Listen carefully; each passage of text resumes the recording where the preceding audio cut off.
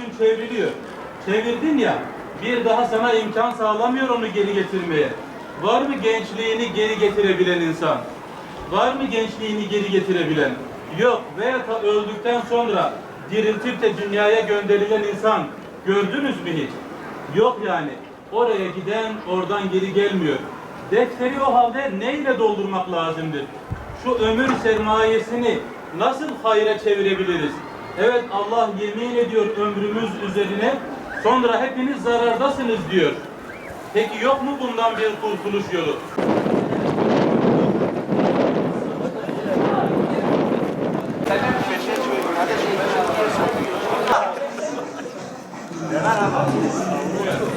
Buraya geldik, baktık. Meryem Ülkün ya.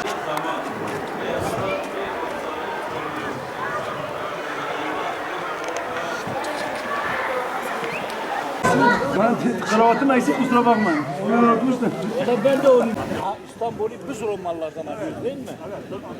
Bunlar İslam için daha Bizden eksiliyor. Her gün bizden gidiyor. Her gün zarar ediyoruz. Ayet kelime devamla asla yemin ettikten sonra innel insane lefi husn. Bütün insanlar zarardadır. Çünkü bütün insanlar kaybediyorlar. Çok şey almış, sakallar ağarmış, saçlar dökülmüş, buruşukluklar oluşmuş.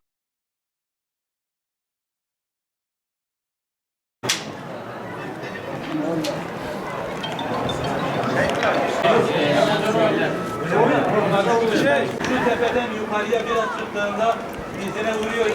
Şuna benzetebiliriz. Adeta size bir defter verilmiş. Bu defterin başı ve sonu bellidir. Sonsuz değildir. Ve o defter her doğan güneşle beraber bir sayfa çevriliyor.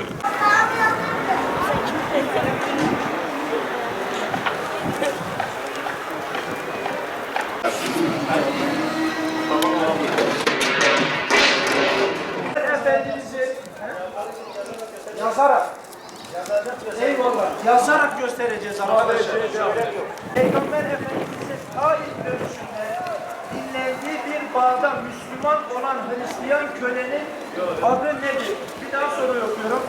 Peygamber Efendimiz'in Taif dönüşünde dinlendiği bir bağda Müslüman olan Hristiyan kölenin adı nedir? Tamam. Şunları okuyorum. Abdullah, Sevban, Abbas, Esmer. Kağıtları kaldıralım. Evet. Herkes lütfen. Abi sırayla. Sırayla. Evet. Hocam